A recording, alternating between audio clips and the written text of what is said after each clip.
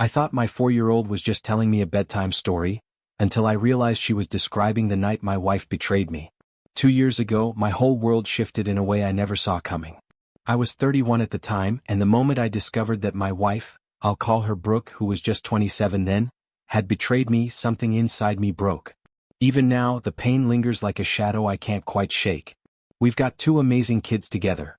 Our daughter, Sadie, who's 4 now, and our little boy, Tyler, who just turned 2. Becoming a dad to those 2 was the greatest joy of my life. Brooke and I had been married nearly 6 years when everything started unraveling. I won't get too much into the specifics of my job, but let's just say it pays the bills and then some. We were doing okay on that front. Brooke and I met during the final semester of her college years. We hit it off fast and didn't wait around, got married just over a year later. After the wedding, she moved with me out to the East Coast, where my job had me stationed for the better part of 4 years.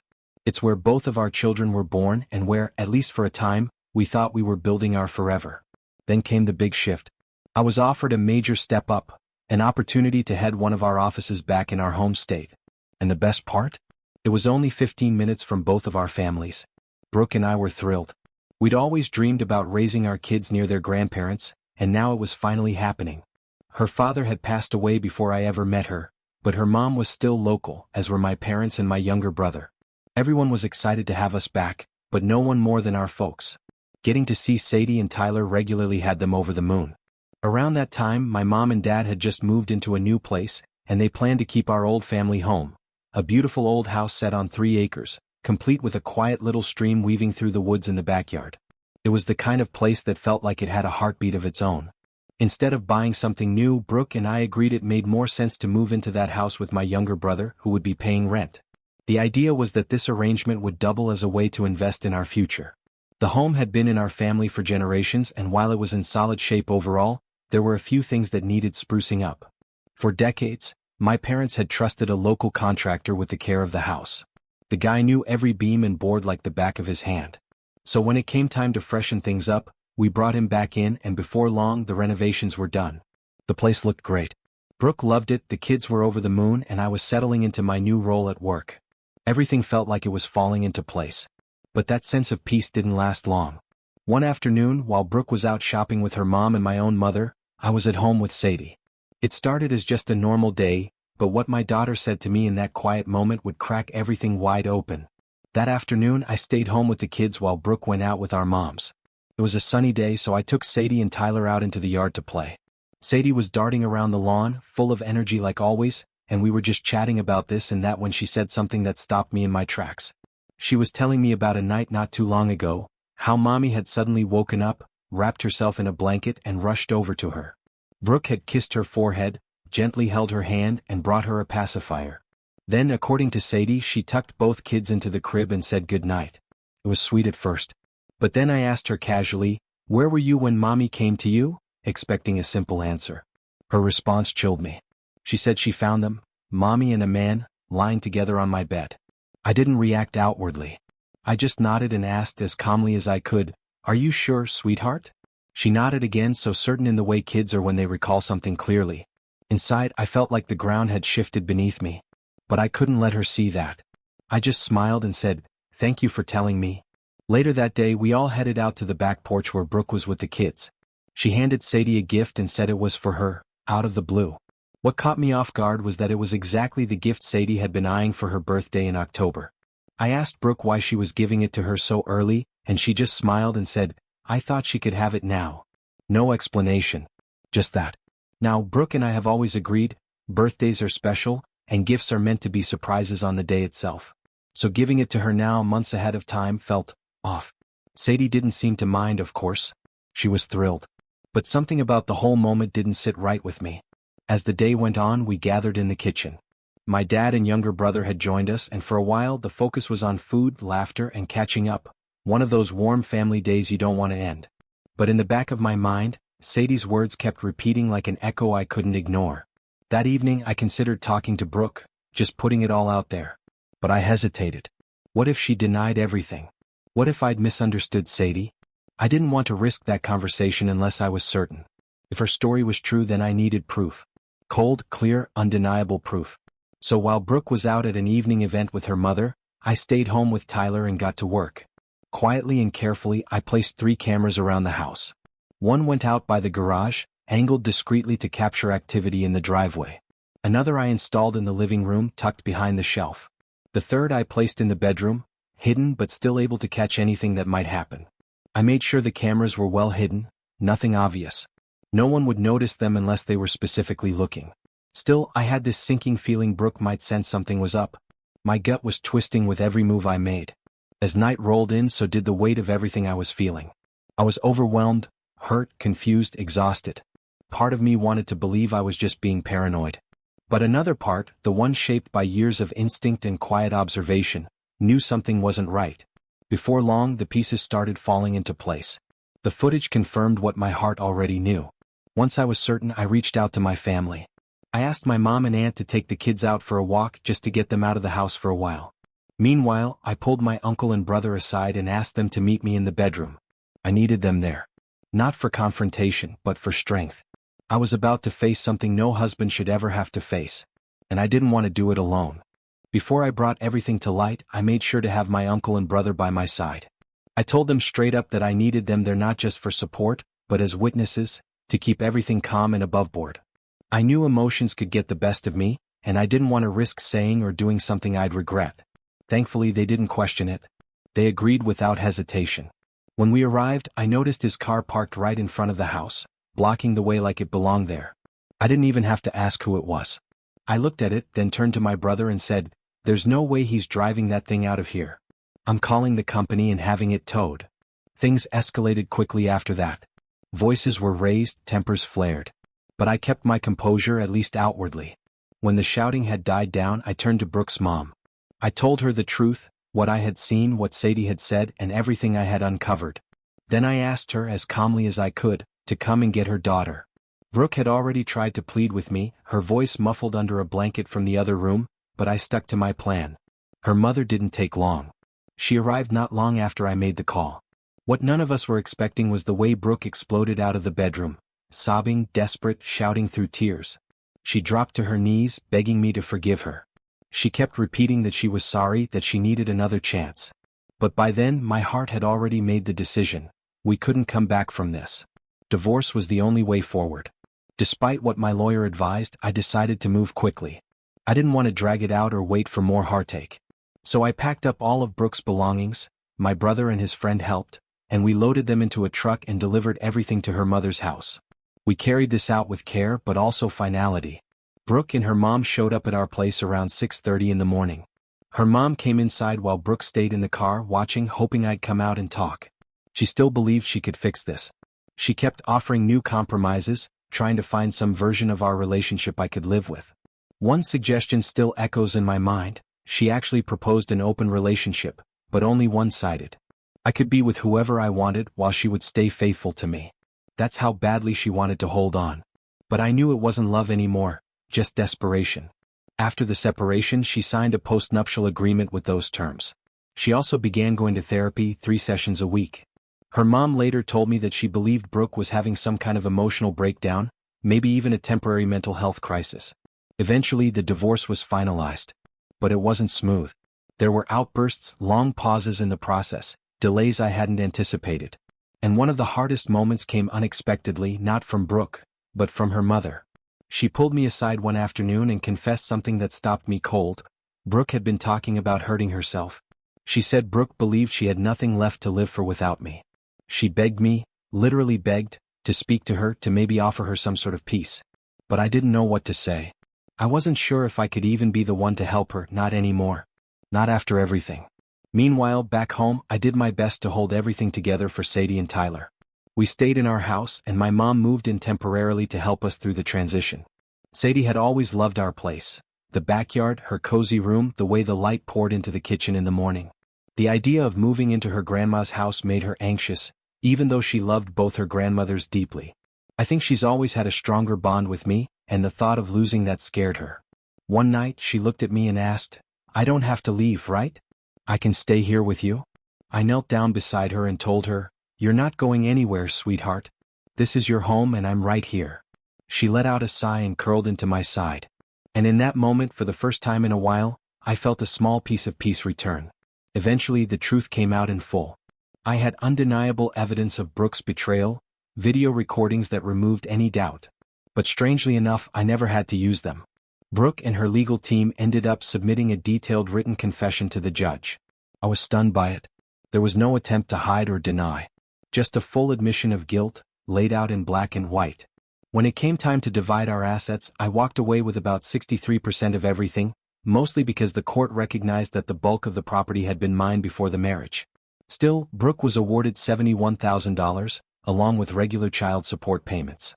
As painful as the situation was, I felt like the outcome was fair, and I was grateful to retain a sense of financial stability, for the sake of the kids and for myself. As for Mary, well, she got pulled into this mess too. Brooke saw her as the enemy, even though Mary had nothing to do with what had gone wrong between us. One day Brooke showed up unexpectedly, her anger boiling over. She went after Mary like a woman unhinged, screaming that Mary had stolen her husband. And then, without warning, she grabbed Mary by the hair. The kids were nearby. They saw the whole thing. Sadie and Tyler broke into tears, terrified by the scene. My heart just broke seeing their faces. I stepped in immediately, separating them and ushering Brooke out of the house. She was out of control and I knew I had to draw a line. But she wasn't done.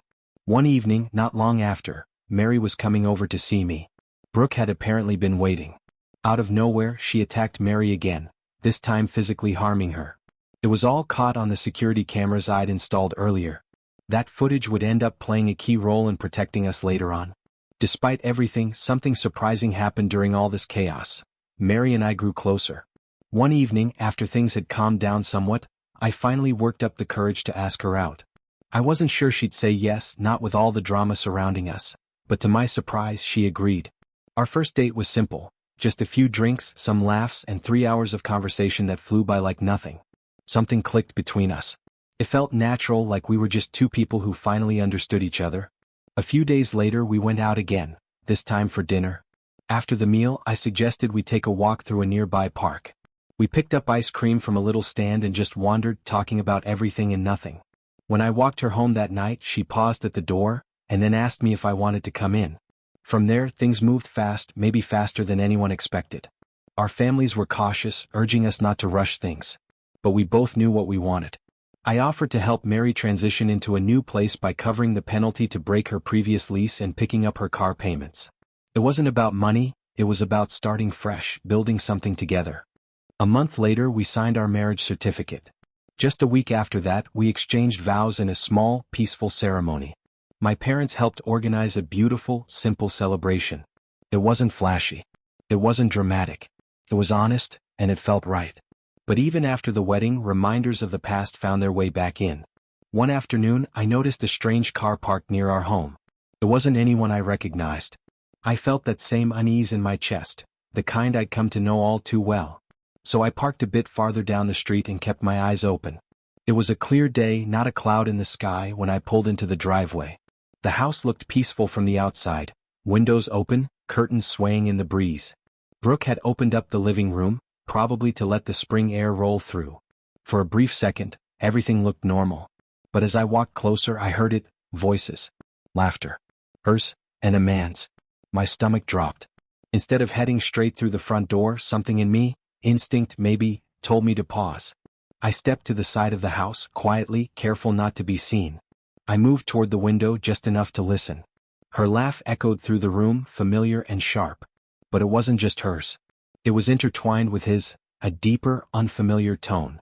They were too comfortable. Too close. My heart was pounding. I didn't want to believe what I was hearing.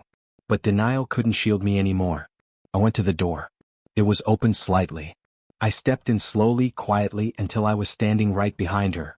She turned just as I walked in, and behind her, barely dressed, was the man.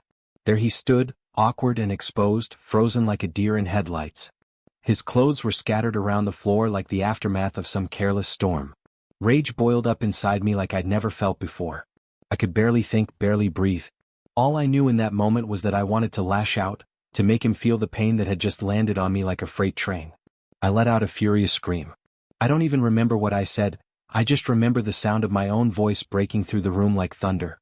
The man didn't say a word. He just stood there, panic all over his face. That's when the officer showed up. I'd called the moment I heard the voices at the window, and to his credit, He arrived fast. I let him in, my pulse still pounding.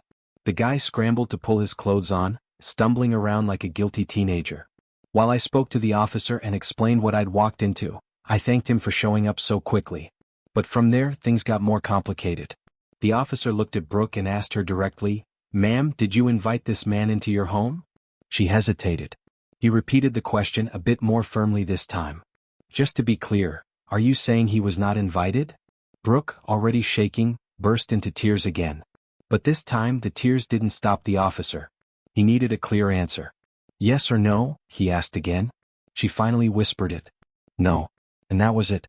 In the eyes of the law, that was all the confirmation needed. Just then my mother arrived with Tyler. The moment they stepped through the door, he looked up and asked, innocently, with no understanding of what had just taken place, "Grandma, why are you crying?"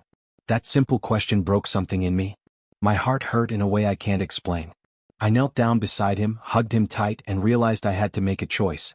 I stood up, looked Brooke in the eye, and said the words out loud, words I had only been thinking until that moment. "I'm taking the kids. You're not in a place right now to care for them."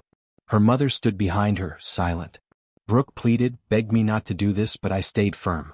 I told her we would be moving in with my parents for the time being. Sadie and Tyler needed a stable home. And until Brooke could provide that, they were staying with me. Later, when I had time to think, something clicked in my mind. A memory. I remembered that last year, Brooke had picked up part-time work handing out food samples at the grocery store. I asked her directly, "Is that where you met him?" She didn't answer at first. Her face went pale. Then, reluctantly, she nodded. The truth unraveled further. I asked her how long it had been going on. She claimed it only started a month ago. But by then, I didn't believe much of what she said. I pressed her again. She stuck to the story. Still skeptical, I told her I needed full transparency moving forward if we were going to sort anything out related to the kids. I demanded that she get the paperwork ready. Custody, visitation, everything. And at that moment, I made peace with something. Whatever bond Brooke and I once had was gone. After everything that had happened, the lies, the betrayal, the breakdown of trust, I needed answers to the one question I hadn't yet been able to face head-on. Was Tyler really my son? With a heavy heart, I gathered both Sadie and Tyler and took them to a local lab for a paternity test. The technician was professional and kind, explaining that the samples would be delivered the same day, and I could expect results within a week. He also assured me that these lab results were legally admissible in court, unlike some of those cheaper mail-in kits. That week felt like an eternity. Every hour dragged on like a weight around my chest. I tried not to think about it, but it was impossible. Every time I looked at Tyler, my stomach twisted. I didn't want the truth, not if it meant losing him. But I couldn't go on living in uncertainty either. Then the results came. And they confirmed what I feared most. Tyler wasn't my biological son. Reading those words felt like someone had ripped the ground out from under me. I couldn't breathe. I couldn't move. My hands shook as I held the paper. Even though I had suspected it, knowing for sure, it broke me in ways I can't fully explain. When I confronted Brooke with the truth, she didn't deny it. But instead of showing humility or real remorse, she tried to manipulate me with guilt. She reminded me how much Tyler loved me. She pleaded with me not to abandon him, saying, "You're still his dad. Your name is on the birth certificate." And it was. But that didn't make the pain go away. I looked at her, tears welling in my eyes, and told her the truth. This wasn't just about names or legal documents. This was about something deeper, something sacred that had been broken beyond repair. With a trembling hand, I handed her the divorce papers. There was no going back now. I told her clearly, this relationship could not be saved. I also made it known that I would be taking legal action, not just for custody and protection of the children, but also against her and the man she had brought into our lives under false pretenses. This was more than betrayal. It was deception that affected everything, emotionally, legally, and personally. In the days that followed, I was overwhelmed with calls and messages from friends and family. People wanted to know what had happened, why things had changed so suddenly. I couldn't keep retelling the same painful story over and over, so I wrote a post on Facebook. I poured my heart out. In that message, I shared the truth about the separation. I named the man who had been involved with Brooke. I explained that Tyler was not my biological child and that I was stepping away, not out of cruelty, but because of the betrayal and the need to protect what little strength I had left. Within hours, my inbox was flooded with messages. Some from old friends, some from people I hadn't spoken to in years. Most were offering words of encouragement, of love, of support. It didn't fix anything, but it helped me feel a little less alone. The legal proceedings dragged on. The judge announced a 30-day delay before rendering a final decision. He explained that he needed time to review all the evidence and the nuances of the law. I respected that, but the wait only deepened the ache. When we finally reconvened in court, the judge questioned the man, the one who had taken everything from me. The questions were pointed. Did he know Tyler might be his child before this? Was he aware of Brooke's marital status during their affair? Hearing the answers sent a wave of fury through me. I clenched my fists under the table. My blood boiled as the man dodged questions and acted as though this was some unfortunate accident. And then came the moment that crushed me. The judge acknowledged that, by law, I was no longer recognized as Tyler's father. I don't even remember leaving the courtroom. I got into my car and just sat there, for 2 hours, staring at nothing, crying in silence. I didn't have the strength to go home. When I finally did, I collapsed into bed. I didn't change. I didn't eat. I just lay there staring at the ceiling. 12 hours passed and I didn't move. My body was still, but my mind was spinning, grieving, raging, collapsing in on itself. Brooke tried to reach out. She sent messages filled with promises and apologies. She wrote long texts detailing her regret, the steps she was taking in therapy, the way she planned to change, hoping it might soften me. But I was too numb to read them fully. Her words felt like sandpaper on an open wound. As much as I wanted to move forward, Brooke made it nearly impossible not to look back. She kept using Tyler, our youngest, as a way to pull at my heartstrings, weaving him into every message, every plea. She knew he was my weakness. Every time she brought up how much he needed me or how much he missed me, I found myself choking up, struggling to keep my emotions in check. I didn't want to be cold. I didn't want to shut her out. So I turned to her parents, people I still respected. We had long talks, trying to find some common ground, some path toward healthy co-parenting. But no matter how much we reasoned with her, Brooke clung to her version of control, and our efforts went nowhere. Things escalated again not long after I remarried. That's when Brooke dropped another bomb. She was pregnant. The father? A guy she'd been dating only a few months. The situation felt all too familiar. But what surprised me most was that they decided to get married. And to be honest, he turned out to be a decent man. We actually communicate from time to time. Nothing deep, just brief check-ins when I pick up or drop off the kids. A few minutes here and there. But I have to admit, every time I see him with my son and even with Tyler, I feel a strange sense of relief. He treats them kindly. He shows up. And that matters more than I can say. It's clear he's been a calming influence in their lives, especially for Tyler. And while I'm no longer in that home, I'm still grateful for what stability he brings to them.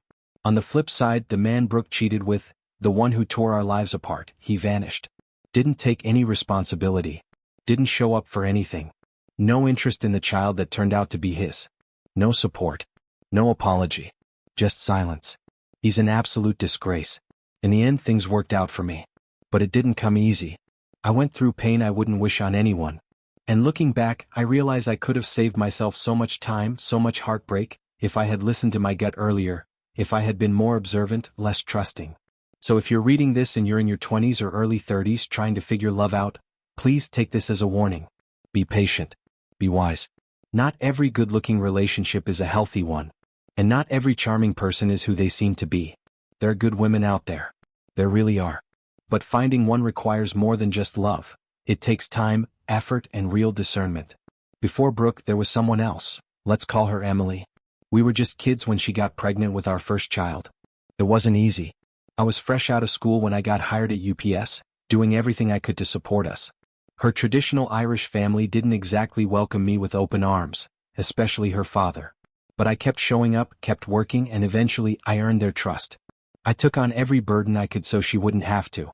By the time I turned 27, we had 5 kids, 4 daughters and 1 son.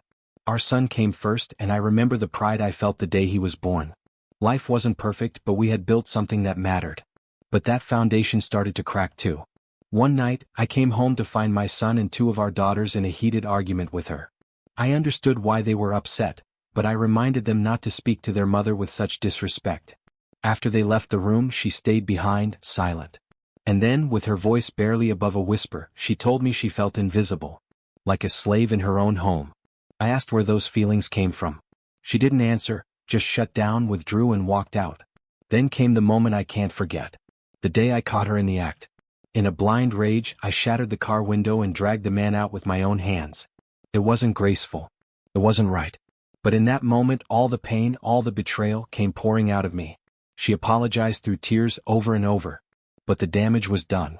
And that's the end of the story for now. Life didn't go the way I planned. But I'm still standing. I've got my kids, I've got my peace, and I've learned more than I ever wanted to about love, betrayal, and starting over.